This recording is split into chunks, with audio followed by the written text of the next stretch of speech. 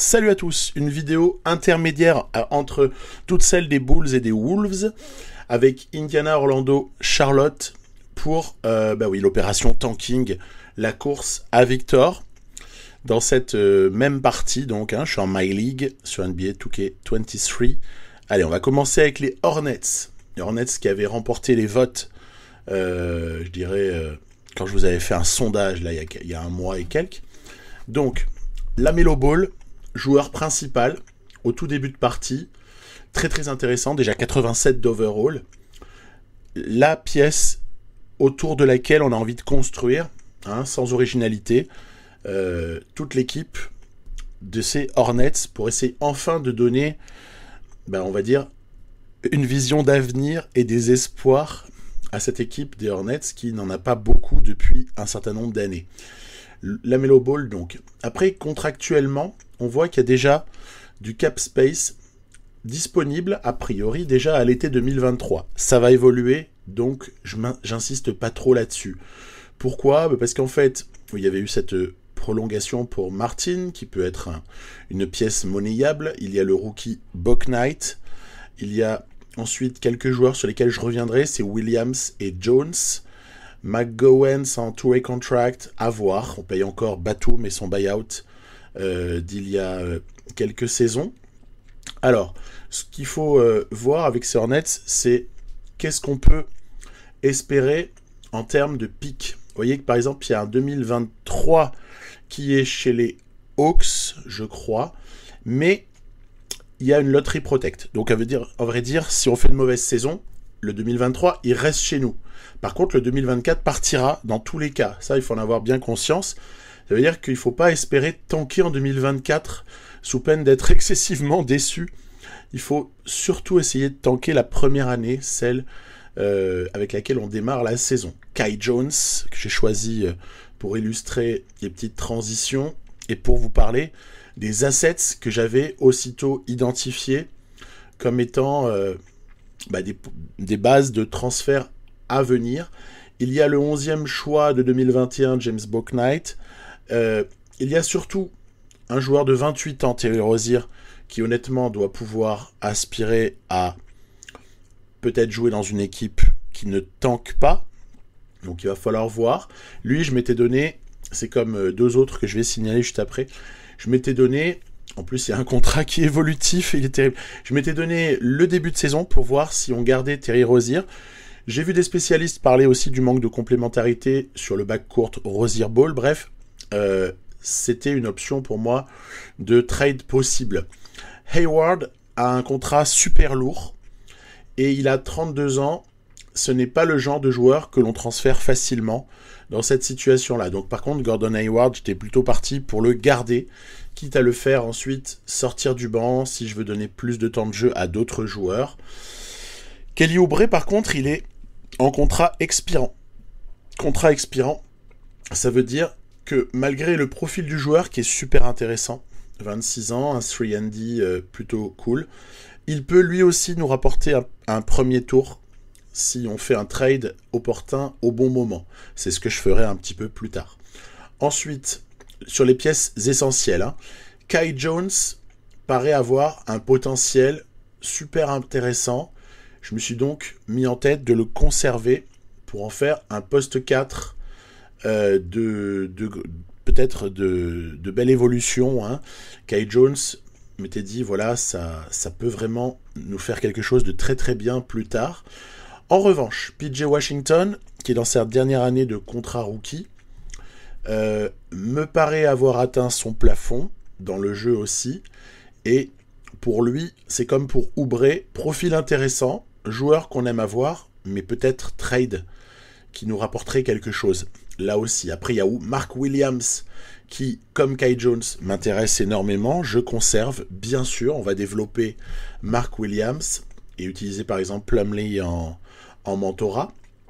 Et j'étais donc parti sur une première rotation, donc brute, sur un tout début de partie.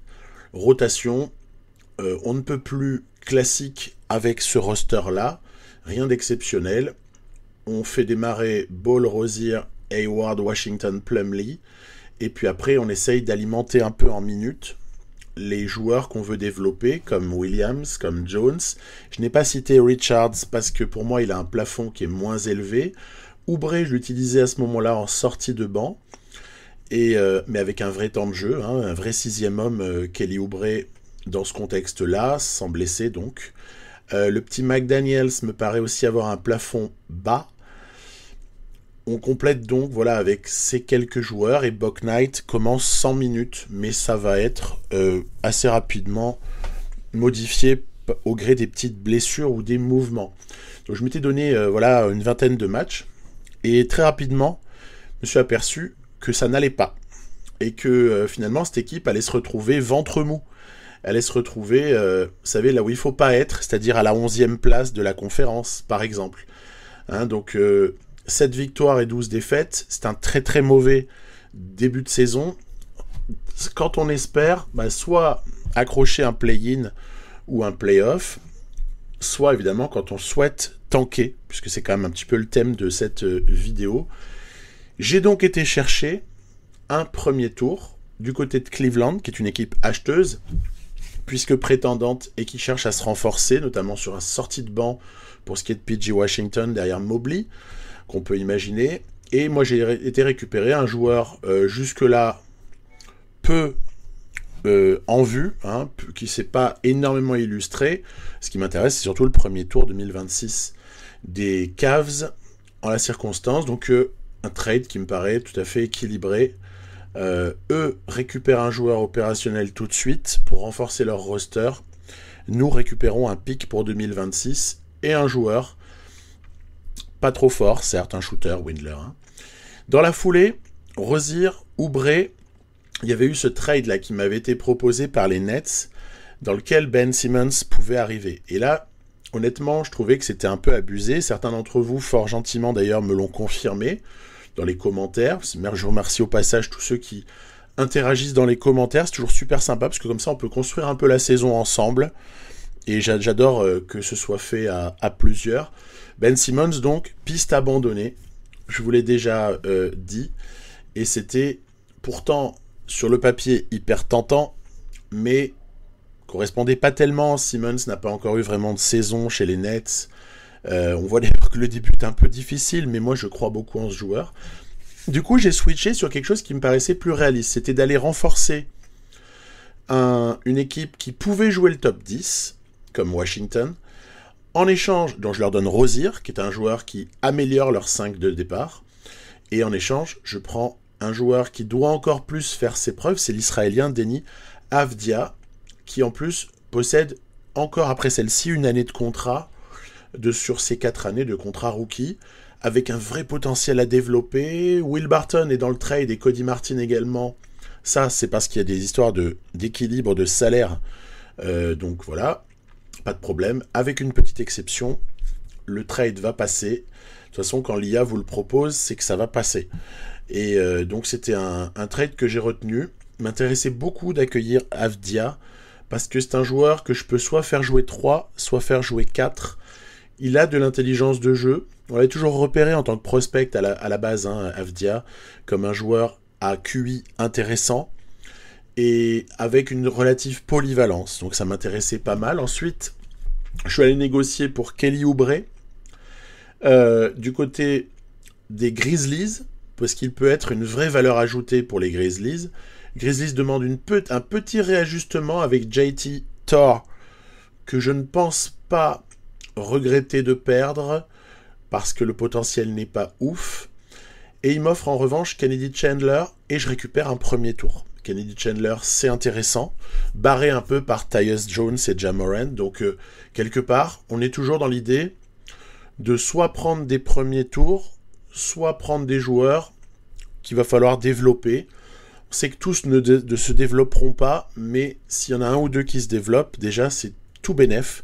Surtout qu'on récupère des premiers tours de draft et qu'on ne sait pas ce qui peut se passer en face, grosses blessures, etc., saison ratée. On peut avoir de belles surprises aussi quelques années plus tard. LaMelo Ball, sera donc toujours à la base de cette nouvelle mouture du 5 de départ de Charlotte. Je mets Barton pour quelque temps, Avdia, Hayward, du coup, temporairement aussi en 4. Kennedy Chandler est mentoré par Rajon Rondo. C'est le jeu qui me l'avait ajouté. Ok, pas de problème. Mark Williams par Plumlee, j'en touchais un mot tout à l'heure. Il y a vraiment des choses à faire avec le mentorat de Mason Plumlee, organisateur au poste, c'est rigolo. Pourquoi pas, après tout, il y a beaucoup de systèmes qui partent du poste haut, hein, avec des cuts vers le panier notamment. Kai Jones, mentoré par le shooter polyvalent et un joueur qu'on peut beaucoup aimer, hein, Gordon Hayward. J'aime beaucoup, moi, Gordon Hayward, à titre personnel. Et du coup, Bouknight, qui est hérité de quelques minutes, surtout parce qu'en fait, le pauvre Green va se blesser aussi, et que quelque part, il n'est pas dans mon intérêt réellement de le faire jouer. Je l'aurais volontiers coupé, mais il va se blesser pour le reste de la saison, quelques jours après ce trade. Donc vraiment, une rotation ici, où on a un niveau global beaucoup plus faible. Attention à ne pas gagner trop de matchs. Donc c'était sur ces bases-là que je vous avais laissé quand j'avais fait des petites incursions de Hornets dans 2 épisodes Wolves récemment. Kai Jones monte en temps de jeu, Williams est déjà titulaire, Avdia en 4, Hayward en 3. Voilà, moi ce que je veux c'est que Avdia ait beaucoup de minutes, que Ball en ait beaucoup pour être heureux, et que Williams et Kai Jones en aient le maximum. C'est tout ce qui m'importe à ce moment-là. Et j'avais joué comme ça avec Minnesota contre cette équipe des Hornets, pour se rendre compte que Bouknight était capable de fulgurance. C'est pas une pièce ridicule, hein, le petit Bouknight. Puis évidemment, il y a toujours la classe de LaMelo Ball qui est capable de se créer son shoot à peu près n'importe comment, avec quand même aussi des petites limitations qui sont inhérentes aux jeunes joueurs. Alors ici, Kai Jones, très joli move, il avait le mismatch favorable, mais on peut aussi voir des situations dans lesquelles on est en difficulté. Ici, Rudy Gobert qui empêche totalement l'accès au cercle de Mark Williams. Bref, on avait enclenché le tanking après 19 matchs, on était à 7 victoires et 12 défaites, et on se retrouve quelques temps après avec 13 victoires et 38 défaites au bout de 51 matchs. Ce qui veut dire que l'opération tanking est totalement validée. À ce stade-là, on se retrouve pas très très loin de la trade deadline, ce qui veut dire que si on veut bouger sur certains dossiers, c'est maintenant ou jamais. Et c'est d'ailleurs pour ça que je vais bouger sur un truc. Je vais, considérant que le plafond de Bouknight n'est pas dingo, et considérant aussi l'évolution des choses du côté des Knicks, où le mécontentement est faramineux. Aux Knicks, ça va pas du tout, hein. Ils sont très très mal les Knicks. Je vais essayer d'aller chercher Cam Reddish, parce que je suis certain de pouvoir en faire un très bon titulaire, en lui donnant beaucoup de minutes. On va remonter son moral, on va lui permettre d'enfin exprimer son potentiel, et je crois beaucoup en ce joueur, moi, en fait, hein. C'est un Dioki, il a le malheur, lui, d'être sorti de Dioki la même année que Zion et RJ Barrett. Donc c'est vrai que, vu comme ça, Reddish a eu un mauvais début de carrière. Après, il s'est retrouvé un peu bouché à Atlanta. Il est parti aux Knicks. Puis les Knicks... J'ai quand même vu Thibodeau lui donner des minutes en début de saison IRL. Là, j'étais très très heureux. Mais globalement, les Knicks l'utilisent pas comme il faut. Et là, dans la partie, c'est une calamité. Bref, donc je l'ai récupéré. Quitte à sacrifier 2 deuxièmes tours. Deuxième tour beaucoup moins important pour moi que les premiers, surtout sur NBA 2K, en My League. Et donc... là, enfin, on a notre équipe Popcorn. Hein, ouais, donc les stats de Reddish jusque-là étaient calamiteuses. Je suis certain que quand je vous montrerai l'évolution des stats de Reddish d'ici au 82e match de cette saison, il en aura joué 30 avec une trentaine de minutes, et ça aura toute une autre allure. Voilà. Donc Hayward est utilisé en sortie de banc, comme le vétéran qui entoure tout ça. Même chose pour Will Barton, que je ne souhaite pas remonnayer, on va le garder, il va jouer un petit rôle à sa façon. Windler hérite de quelques minutes, voilà, on est bien là-dessus, avec du temps de jeu pour Jones, du temps de jeu pour le petit Reddish, voilà, je voulais qu'il ait au moins 27 minutes, mais en fait, pas longtemps après, j'évoluerai vers davantage, et je donnerai encore plus de temps à Ball, Reddish, Avdia, Jones, Williams, parce que c'est vraiment autour de ça que j'ai envie de développer. Et je parlais de Popcorn, hein, parce que au final, ouais, en fait, je pense que cette équipe-là, ça peut être très très bien si on attend un tout petit peu que ça joue ensemble et que ça s'entraîne. Dieu sait si l'entraînement joue un bon rôle dans le My League. Donc grosse confiance en cette équipe.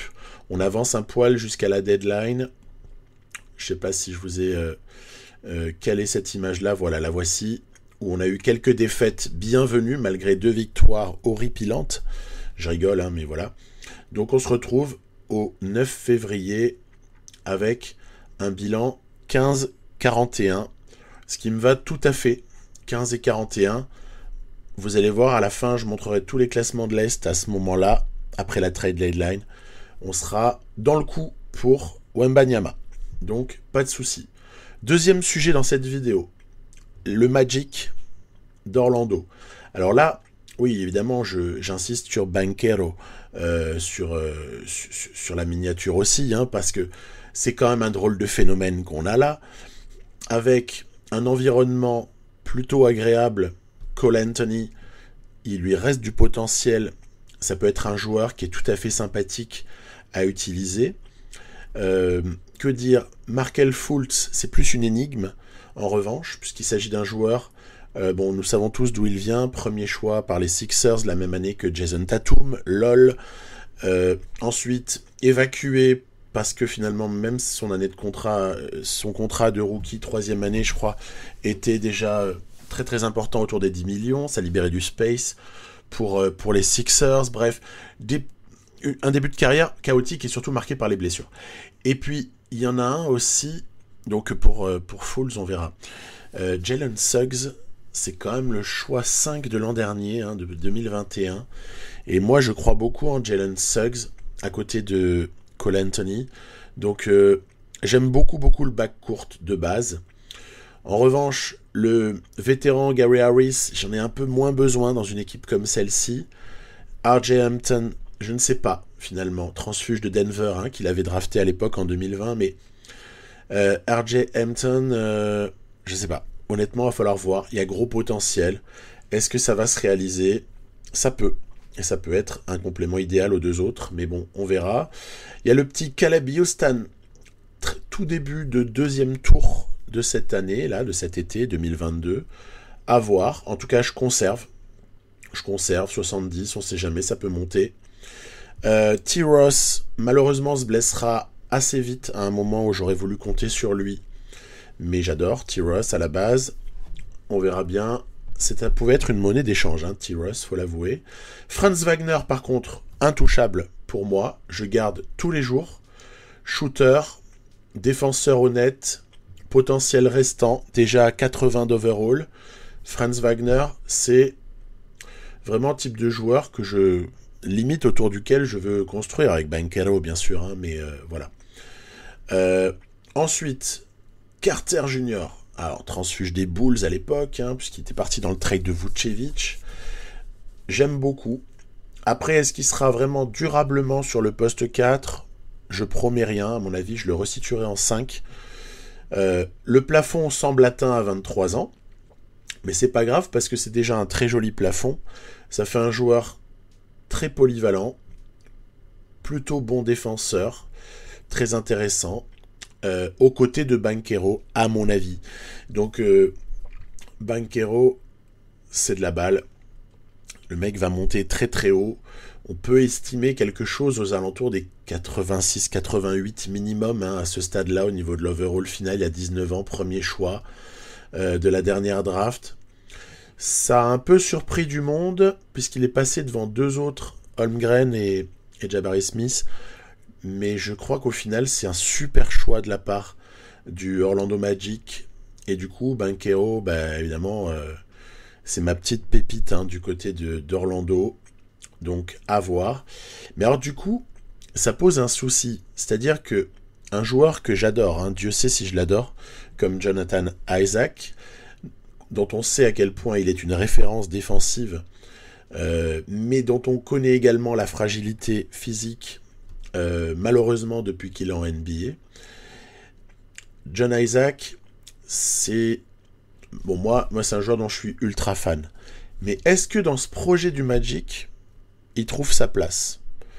Ben, si vous avez regardé mes vidéos depuis le début sur NBA 2K23, vous avez compris que moi, je l'imagine pas au Magic super longtemps. Donc, John Isaac, je me suis donné la mi-saison avant la trade deadline pour voir si je conservais ou si je trouvais un trade avantageux qui soit gagnant-gagnant un peu pour ou même triple gagnant pour le joueur et les deux équipes impliquées. En revanche, Okiki, je garde tous les jours. Polyvalence poste 4, poste 3. Peut venir en sortie de banc assurer un job hyper convenable. Ce sera difficile de trouver du temps de jeu à Bol Bol. Lui aussi vient des Nuggets avec un potentiel inouï. Mais en même temps, est-ce qu'il le réalisera désormais à 22 ans? Je sais pas, moi j'ai envie d'y croire. Mais en tout cas, ça fait un poste 4 qui est potentiellement hyper surchargé. Même si certains peuvent se décaler en 3. Donc voilà un petit peu l'équation délicate de cette équipe du Magic. C'est que on est obligé soit de pas faire de choix, et à ce moment-là, le non-choix finalement s'en est un. Et ça consiste à attendre. Attendre quoi? Vous allez voir, je vais vous le dire. Attendre déjà si le tanking se passe bien ou pas, notamment. Hein. Soit on tranche dans le vif et on définit quels sont les joueurs qui vont être développés et quels sont ceux, notamment est-ce que Bamba finira sa saison du côté d'Orlando malgré sa resignature à l'été dernier.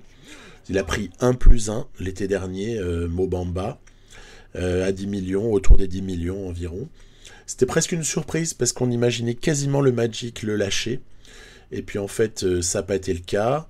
Bon, Mo Wagner, je ne vais pas en faire tout un sketch.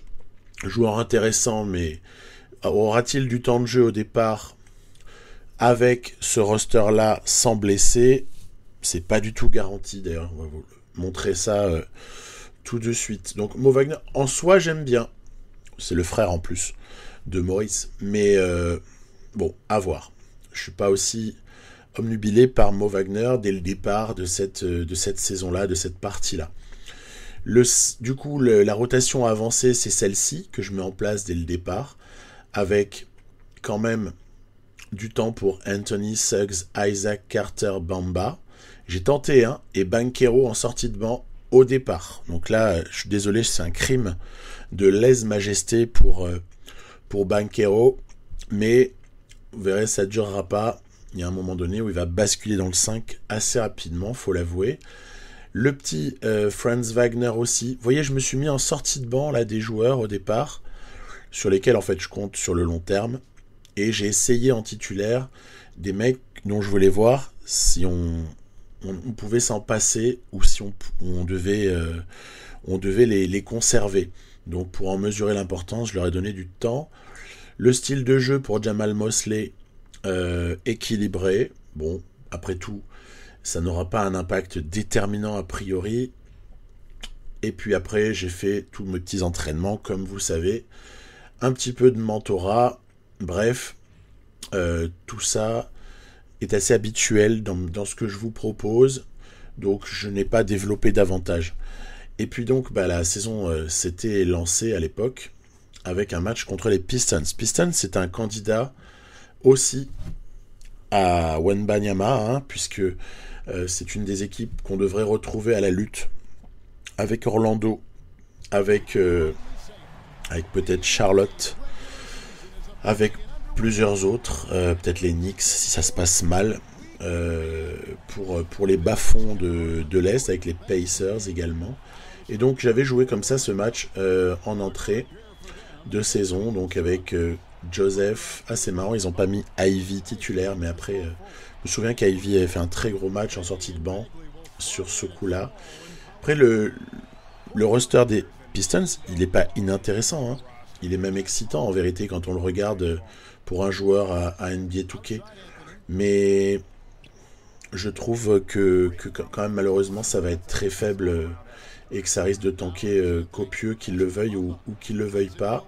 On a nos petites séquences qu'on essaye d'installer à cette époque-là, mais avec très très peu d'adresse, avec aussi un problème de caméra à l'époque. J'avais du mal à trouver ma bonne hauteur, mon bon zoom, pour pas être déstabilisé. Moi j'aime bien une vue latérale de type retransmission, comme celle-ci plutôt, voilà. Et donc voilà, ça m'avait servi un petit peu d'ajustement. Oh, le flopping. Ici, c'est Ivy qui rentre, voilà, qui fait un petit carnage. Un bon rookie, ce petit Ivy. Il est vraiment intéressant. On assistait là aussi aux prémices de la no defense dans la raquette par les petits, dès lors qu'ils se retrouvent face à d'autres petits qui pénètrent. Le pick and roll traditionnel. Est-ce qu'on va trouver l'adresse avec Wagner? Oui, bravo. Eh ben non, finalement. Je pensais que c'était le cas, mais c'est pas le cas. Qui m'avait impressionné d'emblée, Banchero au rebond. Ouais, m'a beaucoup impressionné. Parce qu'il était déjà assez omniprésent, même au rebond offensif. Donc très bien calibré les notes de départ avec certaines équipes, et notamment en ce qui concerne certains joueurs comme ça. C'est vachement mieux fait pour ceux qui regardent aussi mes vidéos PCM. Quand vous comparez la qualité des notes des joueurs sur NBA 2K à celle que vous allez avoir sur Pro Cycling Manager, en dépit des efforts multiples faits par les gens de la communauté, ça reste quand même pauvre. C'est vachement en faveur de 2K, tout ça. En même temps, il n'y a pas autant de salariés.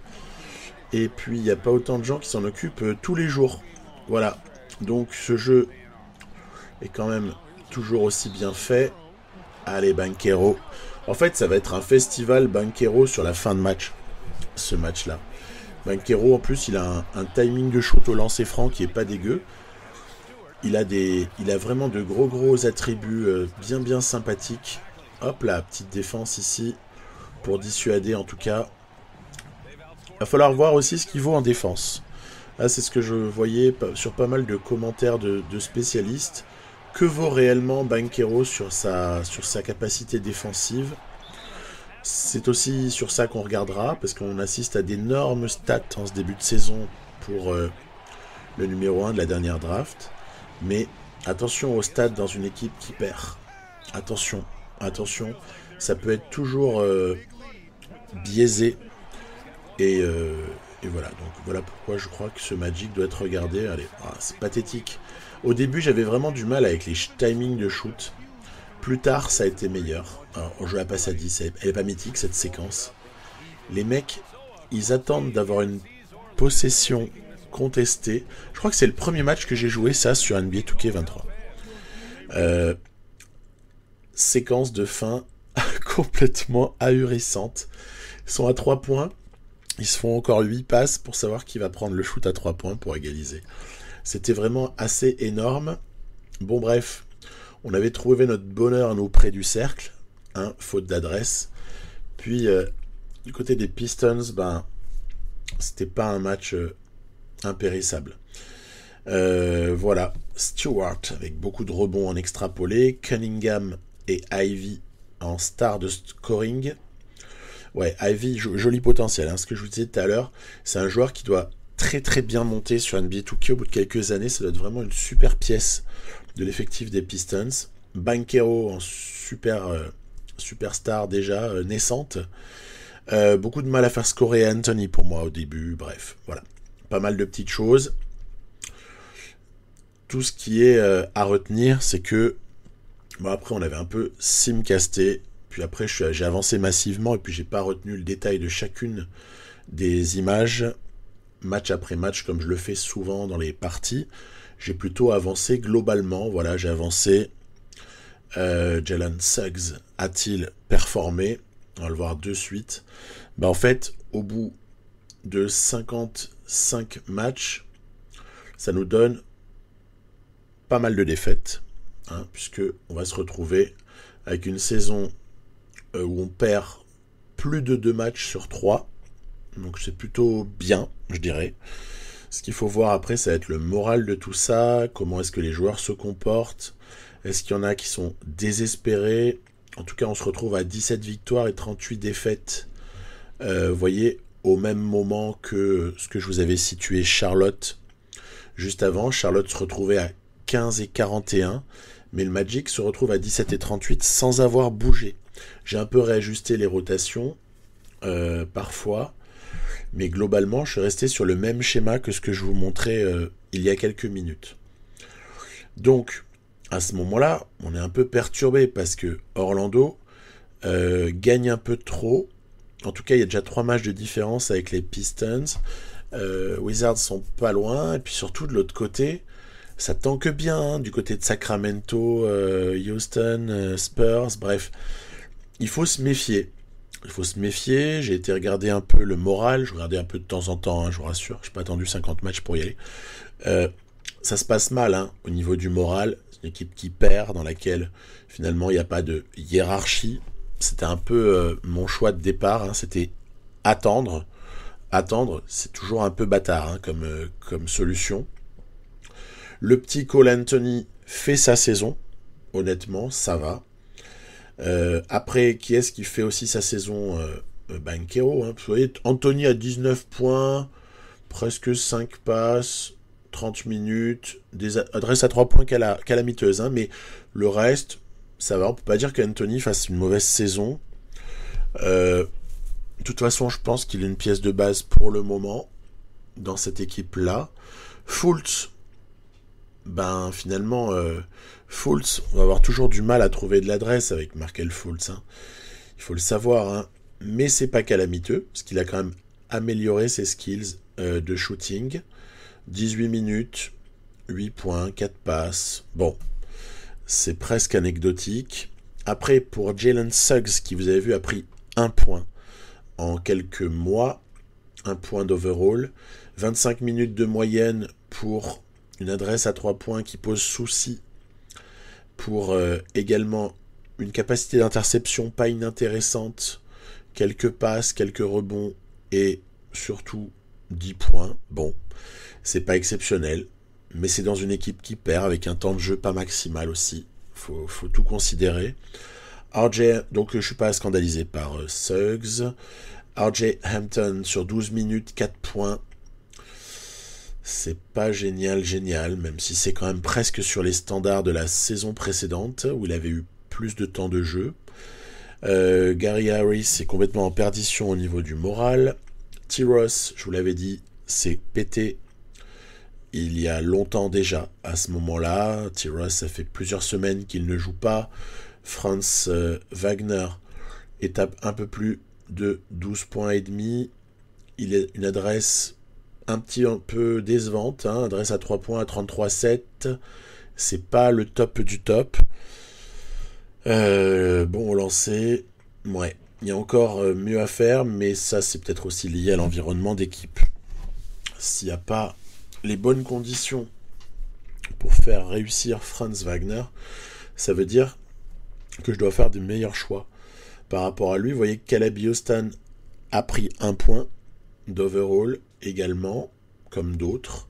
Ça a bien travaillé. Puis après, il y en a qui vont pas du tout au niveau du moral. Okiki n'a pas bougé. Ball a légèrement travaillé, voilà, progressé. Isaac, ça va mal. Attendez, voilà, Okiki à 75. Lui, au moins, il n'est pas mécontent. C'est déjà ça. Et lui, je vous ai déjà dit, c'est une pièce sur laquelle, ouais, je compte. Et je pense que c'est un super joueur de banc, avec des missions notamment défensives qui seront utiles. Puis alors, vous voyez, il y a le cas de Jonathan Isaac, j'en parlais en préambule. C'est-à-dire que Jonathan Isaac ne donne pas tout ce qu'on sait qu'il pourrait être capable de donner. Malgré 1,6 contre, 1,8 interceptions, 5 rebonds et presque 8 points. Mais c'est en 30 minutes. C'est pas les standards de ce qu'on peut espérer de John Isaac. Et je pense que c'est dû... En fait, c'est de ma faute. C'est dû au fait que je n'ai pas fait de choix tranché dans cet effectif. J'ai trop réparti les minutes. Mais c'était volontaire. Hein. Mais je veux dire, c'était quasiment prévisible. Banchero fait une super saison. Ça va. Donc on est content du côté d'Orlando parce que le numéro 1 fait du bon boulot. Voilà, il prend notamment pas mal de rebonds. Il est assez athlétique. Hein. Il a aussi une capacité d'explosion comme ça au cercle qui est plutôt pas mal. 13 points, 23 minutes seulement. Vous voyez, on est loin des 36 minutes qu'on pourrait lui faire jouer. Hein. Et que je ferai d'ailleurs sur la fin de saison pour lui gonfler un peu ses stats et pour le relancer dans la course au Rookie of the Year. Mais là, pour le coup, on n'est pas on n'est pas parti pour rookie de l'année du côté de Banchero. Carter ne fait pas une mauvaise saison. Allez, 15 points et demi en moins de 30 minutes. Plus de 8 rebonds. 3 passes. Bon, l'adresse à 3 points, elle est ce qu'elle est. Pour un intérieur, on va dire. Pas terrible quand même. Franchement, il fait une bonne saison, Carter. Donc il n'y a rien de tout ça qui m'incite à changer ce que je vous ai dit en préambule. À savoir, on conserve un axe Cole Anthony, Jalen Suggs. Et puis on privilégie ensuite un Okiki qu'on va garder derrière Franz Wagner. Et puis Banchero, bien sûr. Et puis Wendell Carter qui reste. Et Mo Bamba qui est mécontent. Et Mo Wagner, c'est plus parce qu'il n'a pas de temps de jeu, lui, ça se conçoit. Mais Mo Bamba, très très mécontent. Des stats, là encore, assez décevantes. Même si... Ouais, non, c'est quand même décevant. Ça veut dire qu'il y a quelque chose qui doit être fait. Et donc, je vais me résoudre à le faire un peu avant la trade deadline. Enfin, il va falloir bouger sur ce cas du Orlando Magic, pour lequel j'ai attendu. Et la vérité a fini par venir dans mon esprit. J'ai mis du temps. J'ai vraiment beaucoup réfléchi. J'ai laissé comme ça très longtemps avant de pouvoir enfin faire un choix. Mo Bamba va donc partir. Et Isaac va également partir. Ce sera donc mon choix. Et on va partir sans ces deux-là. Alors ces deux-là, c'est une base exceptionnelle pour l'équipe qui va les accueillir. Bon, je spoile rien, mais il se pourrait bien qu'on reparle de cette équipe juste après. Le gars qui spoile rien, mais qui spoile. Donc, Bamba et Isaac sont sortis de la rotation. Et on va construire une rotation sans eux pour voir. Sans eux pour voir, ça donne Anthony, Suggs, Wagner, Carter en pivot, Banchero en 4. Ok. Ça donne Fultz qui prend des minutes. Ça donne Okiki et Hampton qui vont en avoir. Ça donne même Mo Wagner qui va hériter de quelques minutes. Enfin, il était temps. Ça donne comme ça possibilité de d'étendre un poil cette rotation. Ça donne aussi l'occasion, vous verrez, pas longtemps, mais un peu, donner quelques minutes à Caleb Houston. Bref, ça donne des petites options. Et je me dis aussi que pour Fultz, il va falloir peut-être bouger à un moment ou à un autre. Bref, je vais pas le faire tout de suite pour Markelle Fultz, parce que j'ai envie de donner du temps, et je trouve que Fultz mérite aussi d'être vu sans blessure. Donc, ça c'est mon côté un peu à des fois vouloir rejoindre la réalité, alors qu'on est dans un jeu et qu'on sait très bien que la réalité, on en sera toujours très très éloigné. Plus une partie va avancer, mais bon, voilà. T-Ross est blessé, mais Gary Harris, je lui donne pas de temps, je veux développer plutôt les jeunes. Mais du coup, ça définit une certaine logique pour rechercher un transfert. Harris, Bamba, Isaac doivent partir. Dès lors, quand on ajoute les salaires, on est très très haut, puisqu'on est aux alentours des 42 millions. 42, 43, je sais pas. Tiens, ça vous fait pas penser à un truc, 43 millions, 43, 45, etc. Mais il n'y a pas beaucoup d'équipes qui sont capables de proposer un trade intéressant avec cette base-là. Il y a les Pacers, bien sûr, qui avaient hérité de Russ West. Et ce serait idéal de profiter de l'opportunité de la dernière année de contrat de Westbrook pour finalement récupérer Isaac Bamba. Sauf que en l'état, c'est pas intéressant du tout pour le Magic. Puisque Nesmith ne représente pas une piste d'avenir, et Westbrook, il peut signer où il veut à l'été d'après. Donc, à ce moment-là, je me dis, tu dois rajouter un pic. Les Pacers ne sont pas partis pour pouvoir participer à la course à Wembanyama. À partir de là, autant donner le tour des Pacers. Alors je le mets quand même en top 3 protégé. On sait jamais. Mais a priori, voilà. Isaac Bamba, ça se passe très mal. Les laisser partir contre rien, c'est hors de question. Récupérer un premier tour, qui peut faire un top 10 quand même de la draft 2023. Après tout, pourquoi pas. De toute façon, le projet a changé. Hein. Le process maintenant à Orlando, c'est Banchero. Donc, ça me semble pas incohérent de faire un truc comme celui-là. Et puis en plus, ça permettra de donner à Bamba et à Isaac un endroit pour s'éclater et où ils vont avoir de grosses possibilités autour d'un joli bac courte, mais ça je vais y revenir dans quelques minutes. Du coup, réajustement concernant Russ West, auquel on va trouver des minutes. On va lui donner les minutes de Hampton, et puis Hampton, on va lui donner les minutes de Houston. C'est pas terrible parce que c'est un peu petit le bac courte par moment, et même les ailes, sur l'aile c'est un peu petit quand c'est Hampton. Bon, on va vivre avec. De toute façon, on est dans un projet où on essaye quand même de tanker, faut quand même l'avouer. J'essaye de tanker sans en avoir trop l'air, en fait. Voilà, je fais comme si j'étais surveillé par Adam Silver et la NBA pour vérifier ça. Ensuite, j'ai mis des priorités quand même pour que les mecs soient contents. Wagner, Anthony et Banchero. Et puis après, faut tester tout ça. Une fois que c'est réajusté, tester tout ça.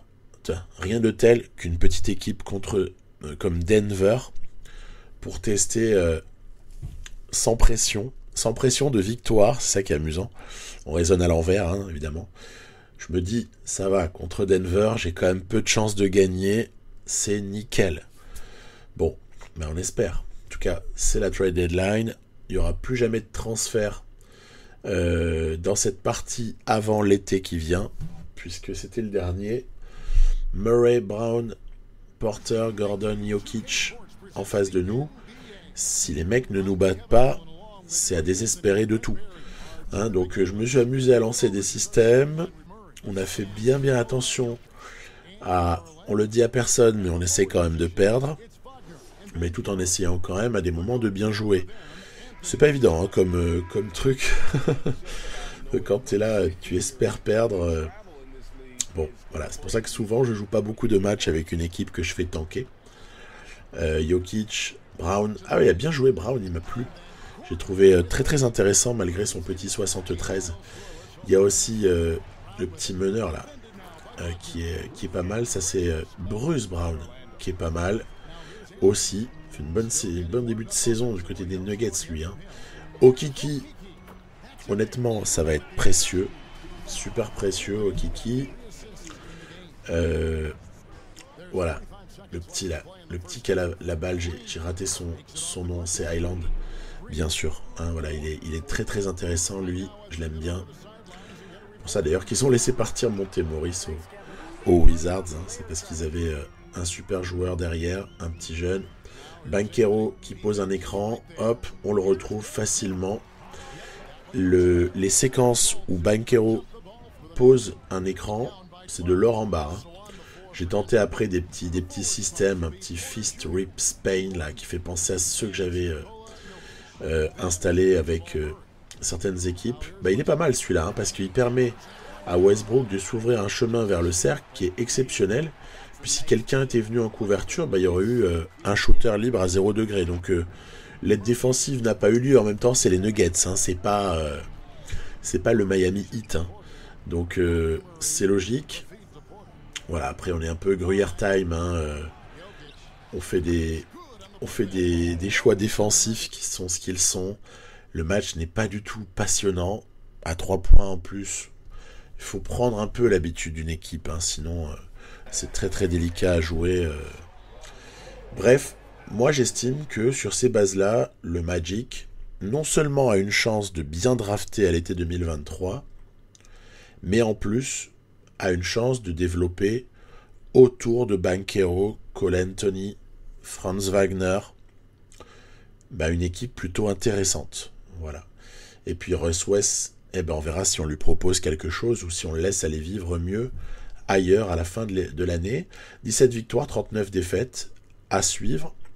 Ce que je vous ai donc proposé ici en troisième partie de cette vidéo, c'est les Pacers, bien sûr, hein, où on avait déjà observé quelques petits transferts, puisque j'avais envie de développer toujours pareil autour de certains joueurs. Donc, petit laboratoire à système, c'est toujours intéressant de s'amuser à improviser aussi des fois quand le système ne s'est pas passé comme il aurait dû ou quand on l'a pas bien exécuté. Maturin en ce genre est vraiment exceptionnel. La saison avait donc commencé par un blockbuster trade où on avait accueilli justement Westbrook. Et puis en échange, Vooch était parti aux Lakers pendant que Turner était parti aux Bulls.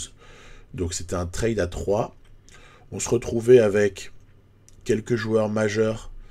Haliburton, évidemment, pour moi, Haliburton, la pièce maîtresse, avant que peut-être Maturin ne progresse davantage encore, hein, c'est peut-être envisageable. Mais à ce moment-là, je me dis, on va essayer de répartir les minutes. Westbrook va jouer en 2. Et de toute façon, il ne reste plus qu'une seule année.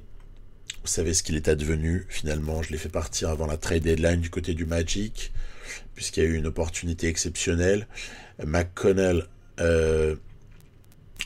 c'est toujours très très solide et toujours intéressant de l'avoir en backup meneur. Donc Maturin a démarré la partie, il était à 74.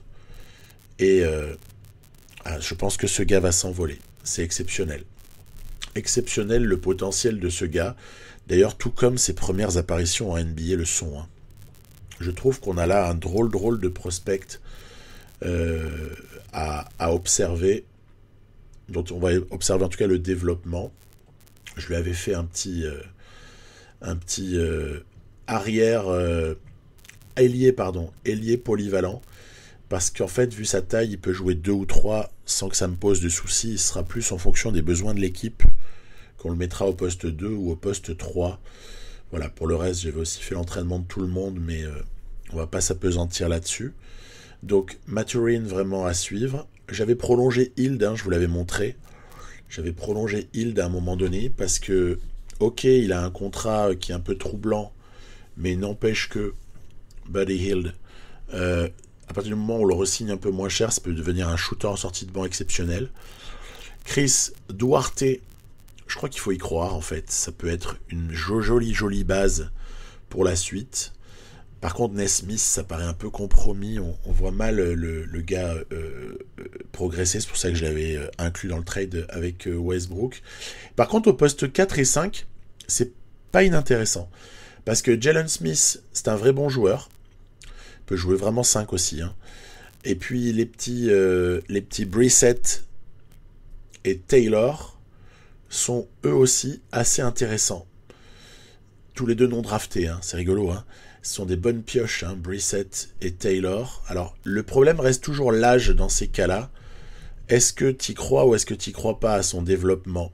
Je pense qu'on peut peut-être plus croire au développement de Terry Taylor. Pourtant, Brissett, je le trouve vraiment intéressant, notamment manette en main. Terry Taylor, il a un potentiel de dingo. Hein. Donc, à voir. En tout cas, nous, on a rajouté Isaac et Bamba dans ce bourbier. Après, au début, il y avait surcharge au poste de pivot, puisque Asia Jackson partait pour moi en tête devant Tice, dont on demande un peu ce qu'il fait dans cette galère, et Goga Bitadze, bien sûr, qui reste encore à développer, Bitadze. Mais ce qui va se passer, c'est que Tice et Jackson vont se blesser assez longuement, très rapidement. Pour ça qu'en fait, après, j'ai pas eu de mal à trouver du temps de jeu pour tout le monde. Mais en tout cas, au départ, c'était un peu difficile même de répartir le temps de jeu, quoi. J'avais comme ça un petit cas de conscience. Je savais pas trop qui je devais privilégier. Donc, comme ça que j'étais parti sur une rotation à l'époque, hein, de celle que je vous montre ici je vous montre l'élaboration en accéléré là, avec donc des minutes pour tout le monde en fait. Hein. Tout le monde a son petit temps. Taylor ignoré dans un premier temps, mais qui sera concerné très très très rapidement dès lors que Jackson va se blesser, dès lors que Tice va aussi se blesser. Et du coup, ça va répartir un peu tout ça, resituer les choses. Donc, bon, avec même du Jalen Smith en 5, majoritairement. L'équipe avait belle allure, mais en même temps, on pouvait se dire, ça va, ça peut tanker tranquille, quoi. Et donc, bon, bah, ma petite déception, ça va être que le tanking va pas être vraiment super efficace. Donc, pour ce qui est de la marge à l'été 2023, je crois qu'on en a un petit peu, hein, si vous voyez ce que je veux dire. Il y a une marge exceptionnelle, hein. Il y a vraiment moyen d'aller chercher un free agent. Encore faudrait-il qu'il y en ait qui puisse nous intéresser, qui puisse apporter une vraie valeur ajoutée à cette équipe-là. Il y avait 2 premiers tours, mais vous avez vu que j'en ai transféré un, dès lors que j'ai vu que ça ne tankait pas bien. Et puis on est propriétaire des tours des années suivantes, hein. Donc il n'y a pas de souci. Cette équipe des Pacers, elle a vraiment plus de possibilités que d'autres de bien se rebâtir. De toute façon, c'est une franchise qui est mieux gérée que d'autres, je trouve, en NBA. Le problème étant que, voilà, au bout de 44 matchs, m'aperçois qu'on est beaucoup trop haut par rapport à des équipes comme Orlando, New York, Charlotte, Detroit, par exemple, pour ne parler que d'elles. Et à l'ouest aussi, j'avais trouvé plusieurs équipes qui étaient avec des bilans déjà bien plus mauvais. Et du coup, je me suis dit, c'est pas possible, t'arriveras jamais à tanker avec eux. Ça va pas être faisable. Et donc, n'arrivant pas à entrevoir le tanking avec ces Pacers, je me suis dit, ok, alors il faut faire autre chose. Il faut essayer d'accrocher la 10e place pour essayer d'accrocher le play-in. Donc, en dépit des blessures de Asia Jackson et de Daniel Theis, on avait réussi à trouver pas mal d'équilibre, vous voyez, avec Bitadze, Taylor, comme je vous disais tout à l'heure, avec Jalen Smith en 5, qui franchement n'est pas mauvais. C'est un excellent rebondeur, hein, Jalen Smith. Oshie Brissett, qui joue pas mal. Vous avez vu, j'étais un peu en rotation binaire à ce moment-là. Haliburton, Mathurin, qui vient de pénétrer dans le 5 il y a peu à ce stade-là. Donc il aura fait la moitié de la saison en dehors du 5 majeur et l'autre moitié dans le 5. Et puis on va lui monter son temps de jeu progressivement, parce qu'en fait il fait une super saison. Et donc justement, identification claire de quelles sont les forces essentielles pour moi à ces Pacers. Donc il m'aura fallu un petit temps avant de, évidemment, confirmer Haliburton. Ça, il n'y a pas besoin d'être très bon pour le faire. Haliburton, il a des moves, il a des skills, il est incroyable. Il y a juste qu'il faut que je lui vire ce 18 là. Il faut que je lui remette son numéro 0 là. Je suis désolé pour ceux que ça choque. C'est quand Westbrook est arrivé, ça lui a piqué le 0 automatiquement, mais il faut que je lui remette absolument son numéro 0 à Tyrese Haliburton. Après, Mathurin, c'est pas mal, hein. C'est vraiment pas mal. Lui, il confirme. À mon avis, il va terminer la saison régulière au moins à 76. Et à l'été, on peut avoir un +2 ou un truc qui fait que le gars devient déjà super fort en saison 2. Mais de toute façon, il est déjà fort à 75. C'est ça qui est génial. Il est capable comme ça de mettre des shoots quand il se cache derrière un écran. Il est capable de catch and shoot super facilement. Sortir d'écran aussi, bam, il se défait très facilement. Il faut dire que Brissett, par exemple, pose des super écrans, hein. Donc Benedict Mathurin, énorme prospect. Moi j'ai vraiment beaucoup de satisfaction de l'avoir dans cette équipe qui du coup devient super excitante pour moi avec rien que Haliburton, Mathurin. Hield, je vous avais dit que je prolongeais ça à un moment donné parce qu'il y avait 21 puis 19. Donc il restait plus qu'une année a priori après celle-ci. Je l'ai prolongé parce que le tarif qu'il demandait à 31 ans me paraissait tout à fait intéressant. Donc je lui ai donné ces 9 millions là par saison sur 2 années. On l'a juste mis en fixe, voilà, pour lui donner même carrément 8 millions par saison. C'est cadeau, hein, à ce prix-là, un shooter en NBA de la qualité de Buddy Hield. 8 millions la saison, honnêtement, c'est tous les jours. Chris Duarte a un peu progressé. Honnêtement, c'est une 3e pièce essentielle. Donc, Haliburton, Mathurin, Duarte. Et puis après, la suite, on la connaît. Hein. Ouais, Duarte est aussi capable voilà, de créer son shoot par moment et de libérer l'équipe sur des fins de possession un peu délicates. Le plafond est pas énorme, mais j'aime beaucoup. Je trouve vraiment intéressant. À la limite, ce qu'il faudra faire, c'est avoir l'acquisition d'un joueur qui sort du banc, qui apporte du scoring ou qui apporte quelque chose un role player, vous voyez, un peu particulier, qui sortira du banc derrière Duarte et qui peut peut-être jouer aussi poste 2, un polyvalent 2-3. Donc ce sera ce que je m'attacherai à aller chercher. À l'intérieur, pourquoi ne pas continuer à observer le développement de Oshie Brissett et Bitadze. Puis après, je vous avais dit que je visais Mo Bamba et Cam Reddish. On a vu ce qu'il en était. Au final, Reddish est parti à Charlotte et Bamba a fait partie de ce mini blockbuster trade. Donc au moment de la trade deadline, j'ai fait ce que je vous ai montré juste avant avec Orlando. Donc Westbrook et un premier tour 2023 protégé top 3 prennent la direction d'Orlando en échange de Bamba Isaac qui emmène Gary Harris dans leur valise pour l'équilibre des salaires. Harris de toute façon est expirant, donc ça ne posera aucun souci. On pourra peut-être lui donner du temps de jeu si on a une petite défaillance dans notre roster du côté des Pacers. Pourquoi ? Parce que c'est vraiment une éclaircie d'avoir ce renfort. Et au final, en une seule saison, ces Pacers ont peut-être déjà les bases de la suite. 23-33, vous voyez, au bout de 56 matchs, ça les place pas mal. Hein. Ça les place pas mal du tout.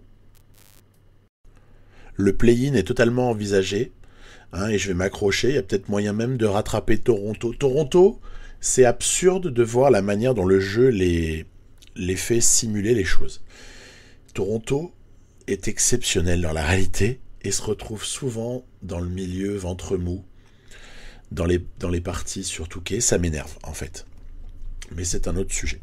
Donc, on se lance comme ça avec Isaac Bamba dans la raquette, c'est-à-dire qu'en fait, c'est l'association de deux joueurs qui peuvent dégoûter un paquet de monde. Jonathan Isaac, c'est un des seuls de la conférence Est qui, s'il prend encore 1 ou 2 points, peut carrément embêter Giannis, en vérité. Il y a peu de mecs qui peuvent embêter Giannis Antetokounmpo à l'Est. Isaac en est un sur NBA 2K. Donc, c'est vraiment une pioche essentielle. Moi, je suis sûr qu'avec rien que ce 5-là, en conservant Hield, Smith, et en ajoutant peut-être juste un joueur, et en faisant un choix sur un des deux intérieurs, Brissett et Taylor, il y a moyen d'aller très très haut en vérité avec ces Pacers. Alors évidemment, ce sera dur d'aller très très haut cette saison, mais accrocher le play-in et faire une petite surprise, ça paraît pas délirant. Et en revanche, la saison d'après, vraiment jouer le top 8, voire le top 6, avec un bon équilibre, je vous dis. Puis un ajout, il va falloir que je trouve le joueur que je vais vouloir ajouter à tout ça. Mais je suis certain que ça peut monter très très très haut. Donc ces Pacers, partis peut-être pour tanker, se retrouvent à ne pas tanker du tout. Et donc voilà, il n'y a que Magic et Hornets qui vont tanker parmi les 3 équipes que je vous propose aujourd'hui sur cette vidéo-là. Et il y a vraiment beaucoup de bonheur manette en main. Ça, c'est ce truc que je peux vous dire. C'est que vous jouez avec cette équipe-là, franchement, vous vous régalez tellement avec des mecs athlétiques comme ça, avec autant de polyvalence aussi, autant de dureté défensive. Bamba, c'est le contreur du jeu quasiment. Isaac, c'est le défenseur du jeu, presque. J'exagère un peu en disant ça, mais puis vous avez Mathurin qui est un joueur insensé, et Haliburton qui est un pur meneur. En fait, il est combo guard, Mathurin. Haliburton. Donc voilà, vraiment exceptionnel bonheur. Équipe popcorn en tout cas aussi, là encore, dans ce qui me concerne, c'est du popcorn, mais là j'ai pris un wagon de popcorn dans la figure avec cet effectif. Je vous laisse là-dessus. 23-33 pour les Pacers qui vont aller chercher le play-in si tout va bien. Orlando va avoir une mission, c'est de surtout pas gâcher la course aux 3 premières places pour la future loterie. Et Hornets, pareil, grosse responsabilité. Attention, il faut vraiment essayer de ne pas gagner. Voilà, c'est amusant. On pense toujours à ça. Allez, bonne journée, bye bye, bon week-end.